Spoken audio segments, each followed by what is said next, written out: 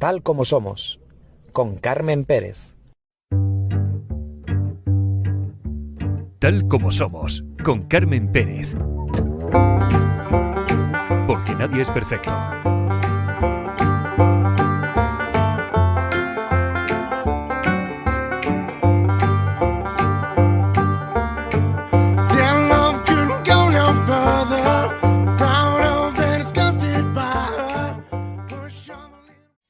¿Qué te pasa?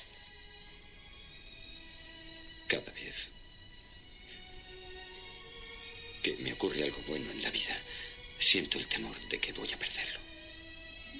No será porque vamos a vivir juntos. No. Soy Odama y escucha. ¿Por qué tienes que hacerme esto? Molly, sé lo que piensas de mí. Lárgate de aquí. Molly, estás en peligro. Dile que le traerá suerte. Sam dice que te traerá suerte.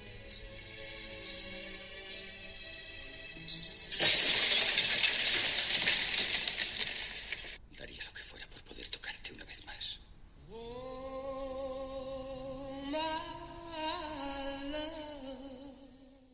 Bienvenidos y bienvenidas a un nuevo episodio de Tal y como somos. Y en la festividad del Día de Todos los Santos vamos a retomar un tema que nos invita a reflexionar sobre lo que puede haber más allá de esta vida.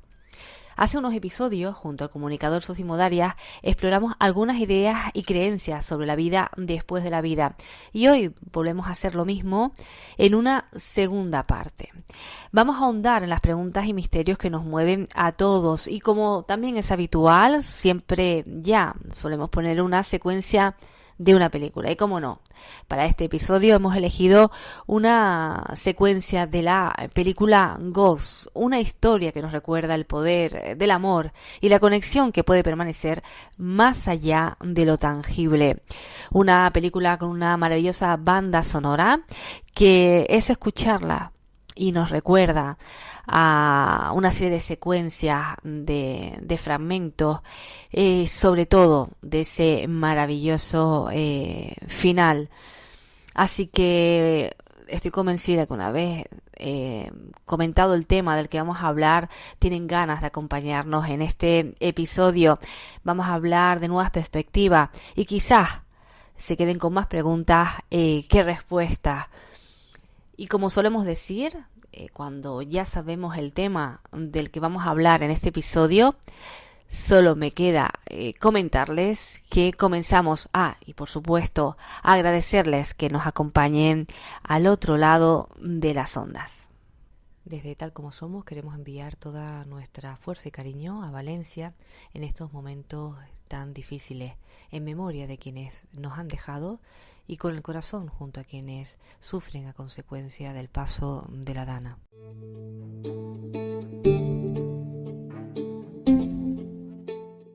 Y me hace mucha ilusión volver a saludar a nuestro compañero, al colaborador ya, bueno, que ya ha estado en otras ocasiones con nosotros y tengo el gusto de conocer hace un montón de tiempo, a Sosimo Darias, que ya estuvo hablando en un episodio sobre la vida después de la vida. Y vamos a continuar porque ya lo comentamos en su momento, ¿no? Es un tema que da mucho de sí y vamos a comentarlo, pero esta vez de otra perspectiva, ¿verdad, Sosimo? ¿Cómo estás?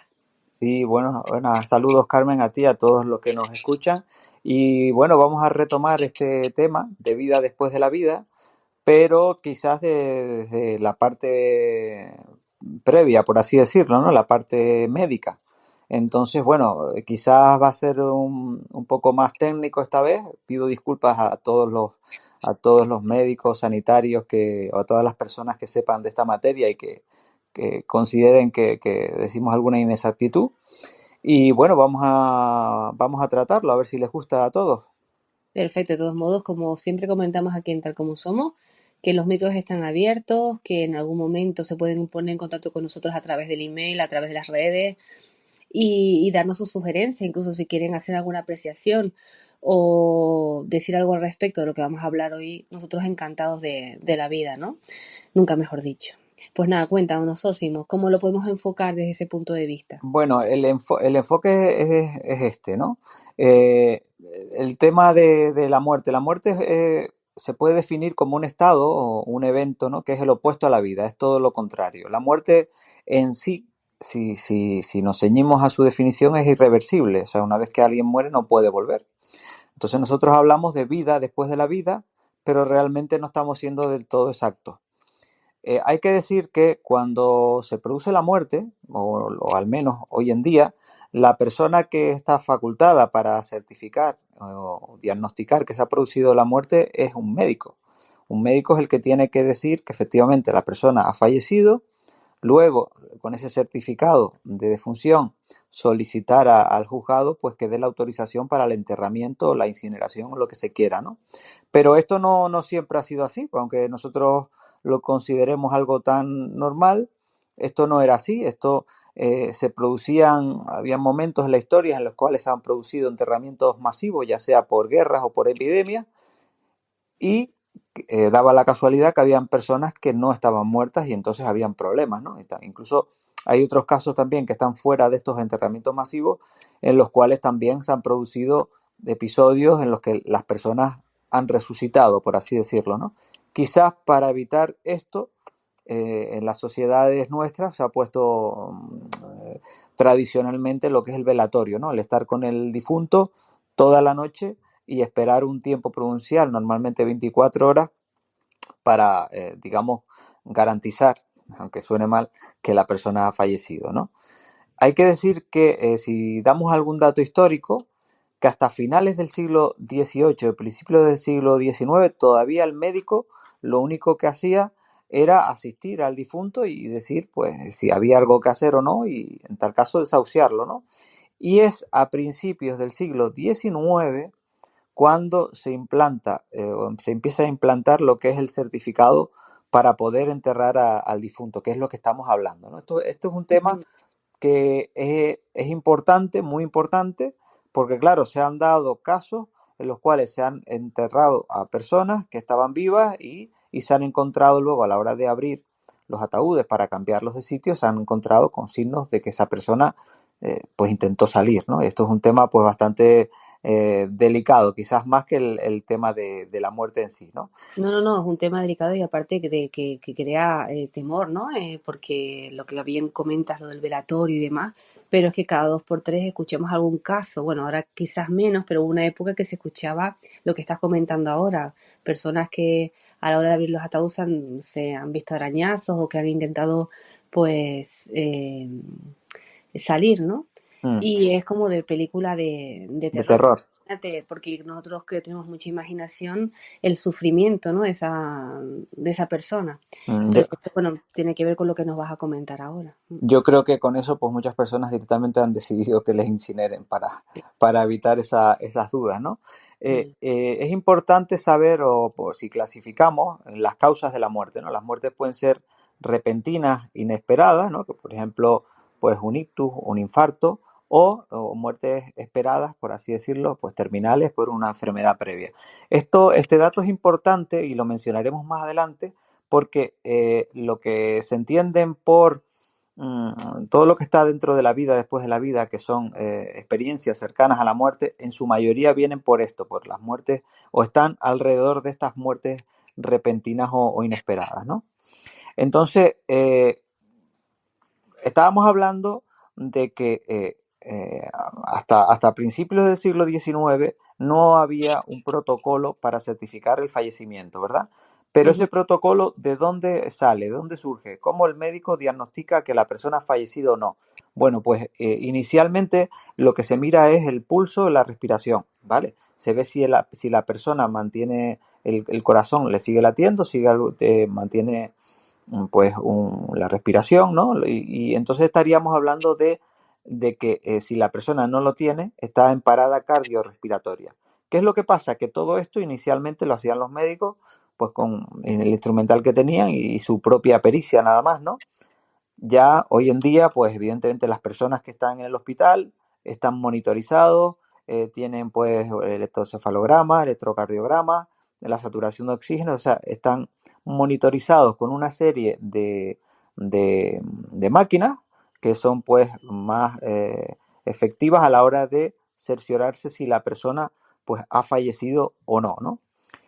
Pero, sin embargo, sigue existiendo, aunque nuestros oyentes no lo crean, siguen existiendo dudas sobre cuándo muere realmente la persona.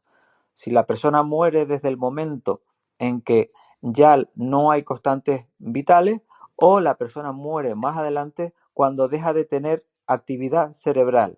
Entonces tendríamos dos vías para diagnosticar la muerte. Una, la parada cardiorrespiratoria, que esto es su mayoría, y la otra que es la muerte clínica, que es solamente cuando muere el encéfalo, o sea, la muerte cerebral, ¿no? Ujú. Y esto es muy importante porque hay noticias curiosas. Yo he sacado dos donde podemos comprobar y a lo mejor pues podemos intranquilizar a nuestros oyentes, por cuanto a veces la parada, es decir, lo que es la reanimación a esa parada puede durar entre 5 o 10 minutos y se da ya por perdida la persona. Pero es que a lo mejor si se continuara con esa reanimación se podían salvar muchas vidas, ¿no? Esto a lo mejor es un poco arriesgado lo que estoy diciendo, pero es que se han dado casos.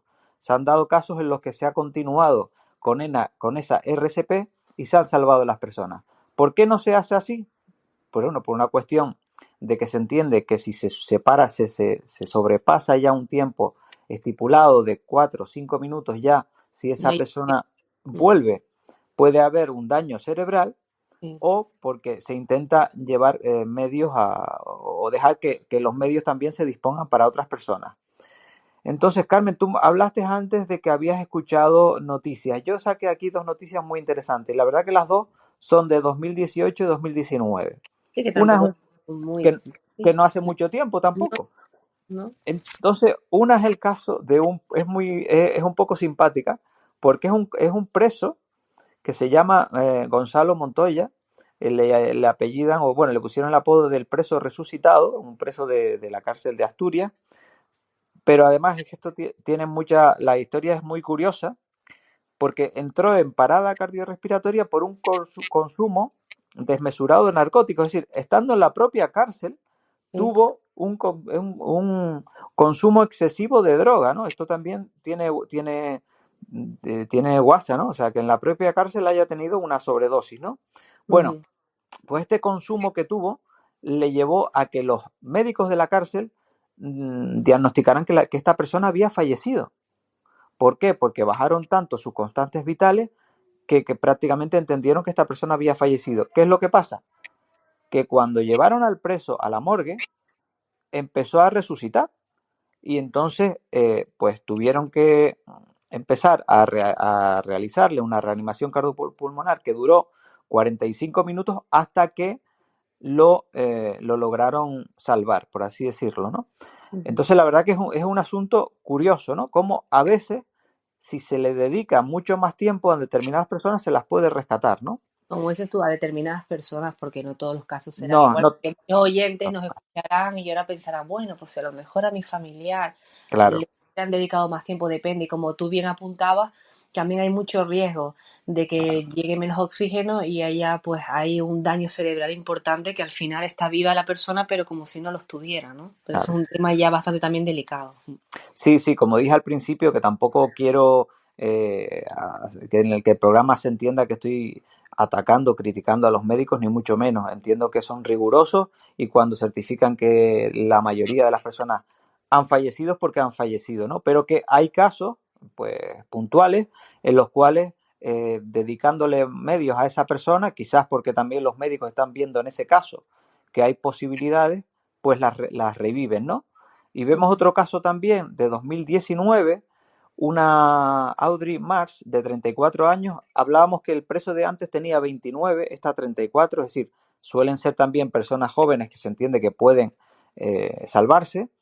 Estuvo en el Pirineo, perdida, y entonces tuvo una hipotermia muy grave, y entonces le dedicaron, estuvo 6 horas, más de 6 horas, en parada cardiorrespiratoria, o sea, por hipotermia severa, ¿no? Y sin embargo se le consiguió salvar, ¿no? La verdad que son dos casos curiosos. Estamos hablando de personas jóvenes y seguramente de casos en los cuales los médicos entendieron que se daban las circunstancias para poder seguir aplicando la reanimación cardiopulmonar.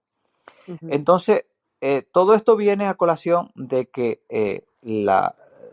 todo lo que es la RCP, ¿no? La reanimación cardiopulmonar, no es tan antigua como podemos pensar. ¿Cuándo crees tú que surgió la respiración cardiopulmonar, Carmen? Ya dando pistas, pues no sé, me está diciendo que no es algo muy antiguo, pues me imagino que si antiguamente no tenían esos medios, pues no sé de cuántos años podemos estar hablando atrás. A lo mejor es que, claro, no quiero decirte nada porque lanzo una patujada, pero Bueno, hace tú, 50, a ver, 50 años a lo mejor.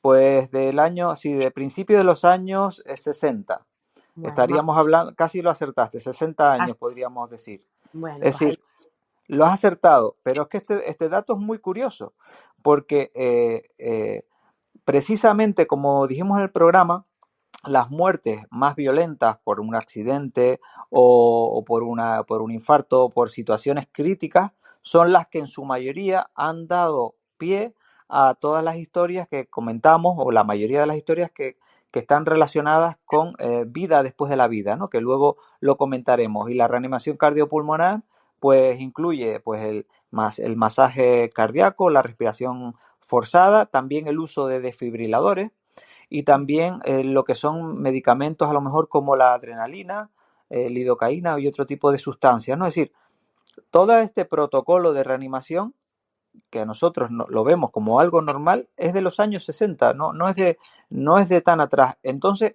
es normal que justamente el libro del profesor Moody o del doctor Moody sea justamente de los años 60, no es anterior, o sea, es justamente de ese momento. Y en ese momento, cuando se empieza a aplicar estas estrategias, es cuando años más tarde surgen las historias que dan pie para el que el doctor Moody haga el libro que hizo de Vida después de la vida y otros doctores también empiecen a estudiar el tema. Entonces es muy importante dar este dato, ¿no? Sí, Y no, lo que después, sí, comentas eso porque el tema de los médicos que son protagonistas en este tipo de casos, ¿no? Porque ellos están directamente en contacto, ¿no? Con los pacientes, bueno, igual que después el resto de trabajadores sanitarios y demás. No es la primera vez que aquí en Tal Como Somos se ha llegado a comentar, ¿no? De incluso el caso de que ellos mismos no saben lo que, porque los que comentarás ahora, me imagino, Sósimo, qué pasa después de cuando ya esa persona deja de tener pulso, todavía hay actividad cerebral, ¿no? sí, El qué pasa porque en ese instante. os voy a dar otro dato que también está relacionado y que también nos llamará la atención de que no hace tanto tiempo, o sea, para que veamos también que los avances de medicina, muchos de ellos se han producido hace poco tiempo. Cuando una persona, por ejemplo, está en la UBI, ¿no? Que entra dentro de lo que tú dices, lo que es la muerte cerebral, o sea, hasta el momento en el que llega la muerte cerebral todavía hay respiración, todavía el corazón sigue latiendo. ¿En qué momento se puede decidir si esa persona realmente va a entrar en un momento de muerte cerebral que hay que darle, digamos, hay que elegir si vive o no? Bueno, pues esto se empezó a decidir a partir del año 56, o sea, también hace no muchos años. Y en el año 1968, el Comité de Medicina de Harvard, compuesto por 10 médicos, un abogado, un teólogo y un historiador, fue cuando decidieron el primer criterio de muerte total, es decir, desde qué momento se entiende que la persona ha muerto totalmente por la muerte cerebral y desde qué momento se entiende que ya se le puede pues, dejar de reanimar, por así decirlo, ¿no? O desconectarla de las máquinas. Ellos crearon un protocolo. Y esto es importante no solo por una cuestión ética, sino también por una cuestión médica. Es decir, desde ese momento también se puede decir si a esa persona, si los órganos de esa persona se pueden utilizar para dar vida a otra persona. Esa quizás es la parte más bonita, por así decirlo, de este momento trágico, ¿no? Que lo decide el mismo donante, lo decide y también la misma familia puede autorizarlo, ¿no? Es decir, desde un determinado momento, cuando ya esa persona no va a revivir, no va a poder volver atrás, pues se puede plantear que esa persona, siguiendo unos protocolos, ya ha fallecido y sus órganos se pueden dar a otra persona. esto está regulado en España. Hay una Organización Nacional de Trasplantes y hay un protocolo y en fin, no es algo fácil, ¿no? Creo que todos lo podemos entender, que dar la autorización para que, digamos, ya una persona deje de estar viva, ¿no? No es fácil, seguramente no para los médicos que tienen que seguir un protocolo y tampoco para los familiares, ¿no? Esto pues es algo pues bastante delicado, pero es algo que no hace tanto tiempo que se empezó a pensar. No, y de hecho lo que comentas, ¿no? El tema de la donación de órganos, que aquí está regulado en vida. Tú puedes ya autorizar que una vez fallecido, pues tus órganos sean donados sin Mm. tener que pedir ningún tipo de autorización, ¿no? Hay personas que ya de hecho tienen su carnet de donante. Sí, sí, es algo que que se ha puesto, no digo más de moda, pero que se ha generalizado más porque las personas también son conscientes de que, bueno, hay un momento en el que ya a lo mejor pues no hay marcha atrás, no hay posibilidad de mejoría, pero pueden tus órganos ayudar a otra persona a tener una vida, ¿no? A tener una vida. Hay donantes de riñón, de pulmón, de otra serie de órganos que hay que cogerlos antes de que esa persona fallezca, ¿no? Que ahí es donde está el quid de la cuestión, ¿no? Y aquí vendríamos un poco a hablar de todas esas experiencias cercanas a la muerte que hablamos en el primer programa y que el doctor Moody lo recogió, lo recopiló dentro de su libro y un poco, pues bueno, podríamos recordar que son 9 situaciones que las personas que fueron entrevistadas, pues fueron reconociendo que se daban, o todas o algunas de ellas, ¿no? Y que algunas pues puede ser a lo mejor la sensación de estar muerto, de flotar sobre el propio cuerpo, ¿no? Ver su cuerpo desde fuera y sentir pues una confusión. Esto generaba miedo en las personas, también angustia por verse fuera de su cuerpo. A mí me gustaría recordar aquí, para que los oyentes pues tengan una idea. ¿Te acuerdas, Carmen, la película Ghost, verdad? Ah, sí, claro. En la película Ghost se ve esto, digamos, cuando los médicos están intentando ayudar o salvar a la persona y la persona sale de su cuerpo, ¿no? Y esto que vemos en la película, que seguramente puede que esté en relación con el libro, pues algo que de hace no tanto tiempo, ¿no? Y es una cuestión interesante porque hay que tener en cuenta también que si han surgido estas experiencias, ¿verdad? Estos comentarios, es porque hay personas que han decidido pues, ser valientes y contarlo, ¿no? Y no es fácil en una sociedad en la que se niega que esto pueda producirse, tanto desde el punto de vista médico como desde el punto de vista social, ¿no? Pero es como un movimiento en el cual desde que ya una persona eh, tiene la valentía de contar que se ha producido, pues muchas más dan el paso y lo cuentan. Y yo estoy convencida que muchos oyentes han tenido personas que han pasado por esa experiencia o ellos mismos la han sufrido, porque, como bien comentas, por eso se ha escrito un libro, ¿no? Porque hay varios testimonios. Muchas veces se comenta de manera anónima, ¿no? Por ese miedo a decir lo que vivieron en ese momento, porque todo el mundo pues no tiene esa mente abierta, ¿no? A lo mejor de pensar o de creer que eso pueda ser posible. Y muchas películas, además de Ghost, e incluso los propios médicos, ellos reconocen, bueno, yo he hablado con algún doctor o doctora que dice que hay un momento que ellos mismos lo ven como de misterio, ¿no? De como que no tiene explicación, ¿no? Como que cuando una persona fallece, hay un momento ahí que hay una actividad que no terminan de ver porque, ¿no? ¿Qué puede pasar en esos momentos, en esos instantes? Sí, la verdad que es una cuestión bastante fuerte, ¿no? Incluso, pues bueno, hay personas que están en paliativos y a lo mejor tardan varios días en terminar de fallecer, desde que incluso se le desconecta, ¿no? Ahí hay pues una lucha entre la vida y la muerte, por así decirlo, y se dan este tipo de episodios, ¿no? Como dije, pues bueno, algunas de las cuestiones que relataban las personas que lo habían vivido era pues la sensación de tener paz, ¿no? En ese momento tenían una paz de esa experiencia de estar fuera de su cuerpo. También el conocido túnel, ¿no? De un paso hacia un túnel, de encontrarse o de que personas conocidas o seres conocidos les fueran a buscar, a lo mejor personas que habían fallecido anteriormente de sus familiares, y que llegaba un momento en el cual se encontraba un ser superior que las personas no saben decir. Algunos pueden decir Jesucristo porque son pues muy creyentes, y otros a lo mejor nombrar de otra religión, ¿no? Pero en su mayoría todos hablaban de ese ser de luz. Y también, pues la frase curiosa también de que le dijeran, no es tu momento, ¿no? Que la verdad que es curioso, ¿no?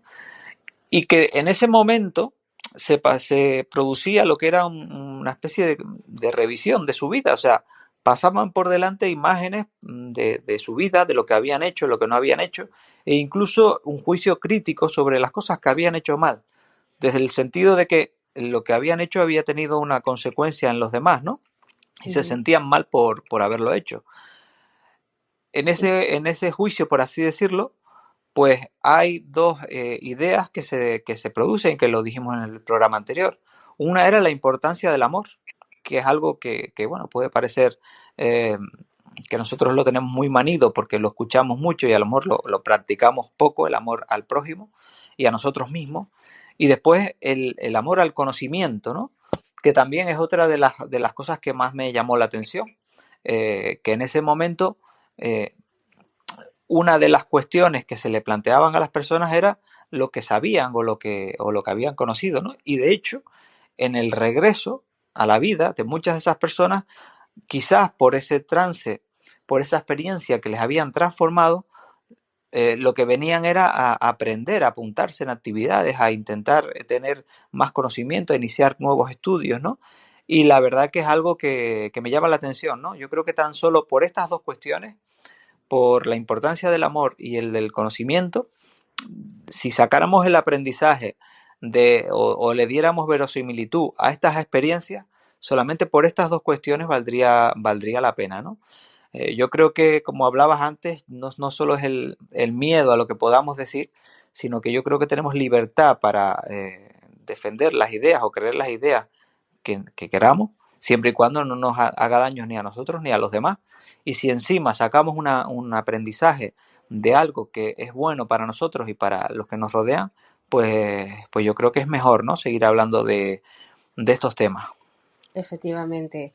Y lo que dices, es verdad que algún caso conozco cercano de personas que han estado al borde de la muerte y, como comentas, han tenido esa segunda oportunidad, y cuando la tienen, cuando ven que han pasado por ese trance y tienen la oportunidad de seguir viviendo, como que hasta la mentalidad les cambia, sobre todo en relacionarse con los demás, en disfrutar de la vida, en aprovechar, como decían en el Club de los Poetas Muertos, ¿no? El Carpe Diem, vive el momento, que ven las cosas de otra manera, le quitan importancia a situaciones superficiales y lo que se dedican es a tener una vida tranquila, en paz con ellos mismos y con los demás. Y a mí me gustaría preguntarte, Sosimo, bueno, con confianza, si lo quieres, y si no, ¿tú qué opinas? ¿Piensas que hay algo más o no? Es una pregunta muy, muy personal. Hombre, yo creo que sí. Yo creo totalmente que sí, pero evidentemente no tengo yo ni nadie lo tiene, nadie tiene la certeza absoluta de decir si hay vida o no hay vida, pero yo creo que sí. Creo que se hayan dado estas experiencias cercanas a la muerte y que desde la ciencia no se puedan replicar o no se puedan hacer como si fuera laboratorio, eso es una muestra también de que no se pueden negar, ¿no? No se pueden negar que se hayan producido. Y como son tantas cuestiones que no solo tienen que ver con que la persona ha salido del cuerpo, ha visto cómo los médicos trabajaban, esa situación de estrés, que a lo mejor puede ser un sueño o puede ser otra cuestión, es que en ese tipo de situaciones algunas personas han relatado que han ido a lo mejor a habitaciones cercanas como la sala de espera y han escuchado lo que decían sus familiares, o otra serie de cuestiones, ¿no? Y entonces eso ya sobresale el tema que estamos tratando de experiencias cercanas a la muerte. O sea, ahí se están produciendo una serie de hechos que están totalmente ajenos a lo normal, ¿no? Si esa persona está ahí en el hospital, pues puede tener conciencia de que está ahí después de haber estado, ¿no? Pero no de otras cosas que se han producido. Yo creo que esto es una cuestión que evidentemente tiene mucho que ver con las creencias de cada uno. Las creencias son personales y yo lo que sí creo, y bueno, lo aprovecho tu programa para decirlo, es que sí creo que tampoco nadie tiene el derecho a quitarle la ilusión y las esperanzas y los sueños a ninguna persona, y menos en los tiempos en los que estamos viviendo. Esta misma semana se producía, que no pude participar, me hubiera gustado ir, unas charlas o unas jornadas en La Laguna sobre una cuestión muy grave que se está produciendo en la sociedad. La semana pasada un tren en Atocha, bueno, tuvieron que cortar la actividad en Atocha porque una persona intentó quitarse la vida.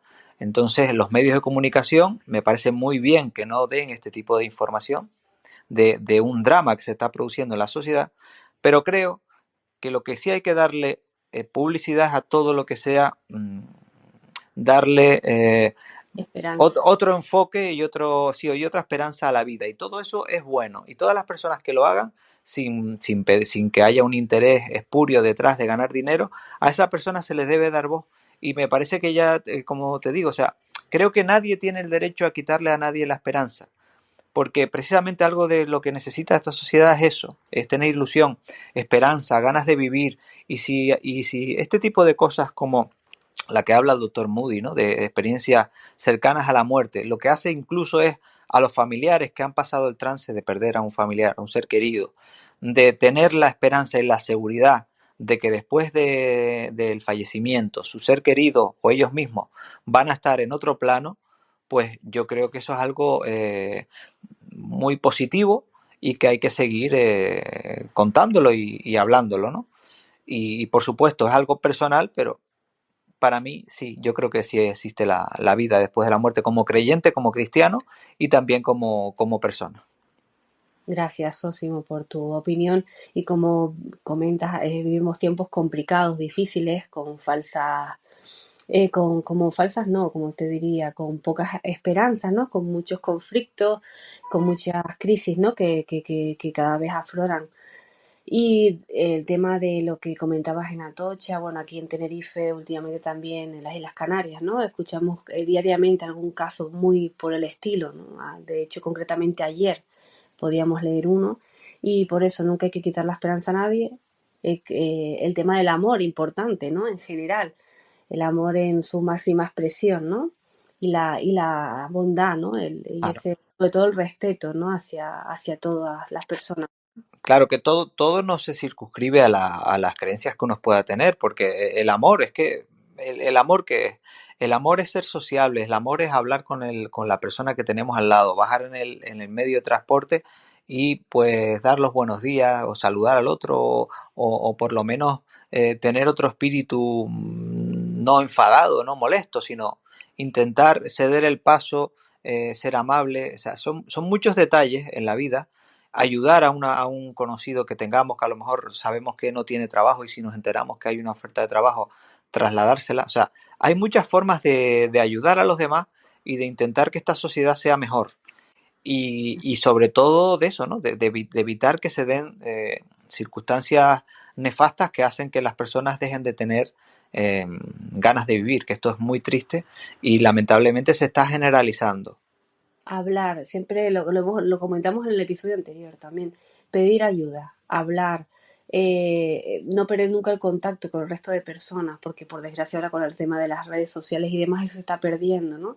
El hecho de que si tienes un problema, aunque no conozcas a la otra persona, el decirlo, ¿no? Yo sé que a veces resulta fácil comentarlo aquí, pero el intentar es decir cómo te sientes, si tienes que coger un teléfono y llamar a lugares especializados, ¿no? Este tipo de situaciones, pues no dudar, ¿no? En hacerlo nunca.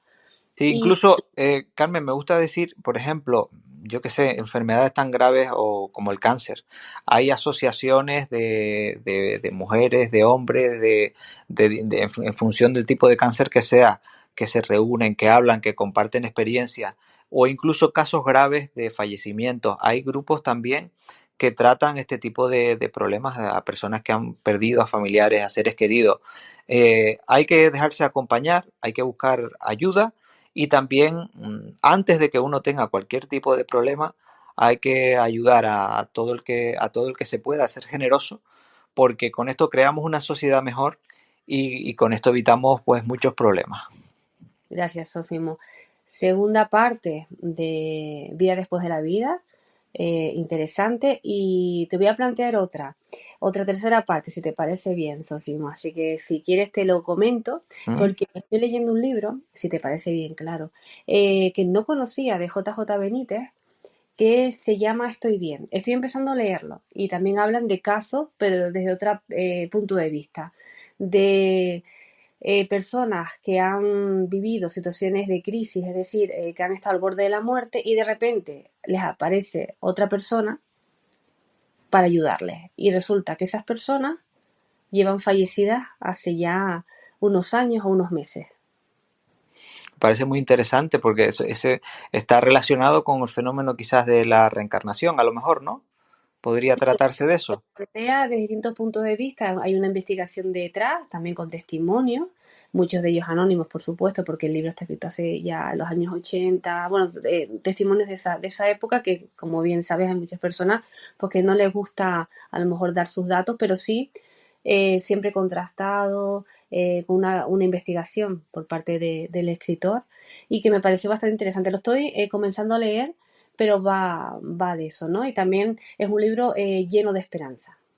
Perfecto.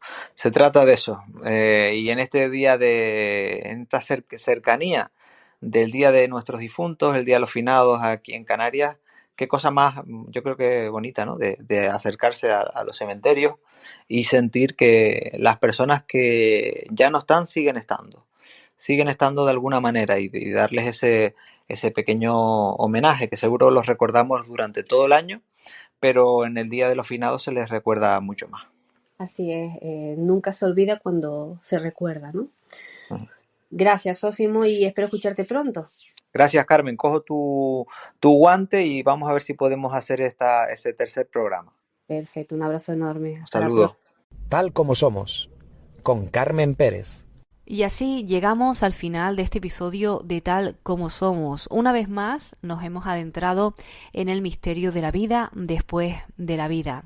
Tal vez nunca tengamos certezas sobre qué nos espera más allá, pero hay algo que sí podemos sostener. Mientras recordemos a las personas que amamos, seguirán estando con nosotros, de alguna manera, en cada recuerdo, en cada rincón de nuestra memoria y nuestro corazón. Y para despedirnos, dejamos que la música hable por sí sola, con la canción principal de Ghost interpretada por Elvis Presley. Que sus notas nos lleven a un lugar de esperanza, donde la presencia de quienes se han ido se mantenga viva en nuestro recuerdo. Gracias por estar, gracias por acompañarnos en cada episodio. ¿Qué les digo? Que sean felices, que disfruten del camino, porque nadie es perfecto.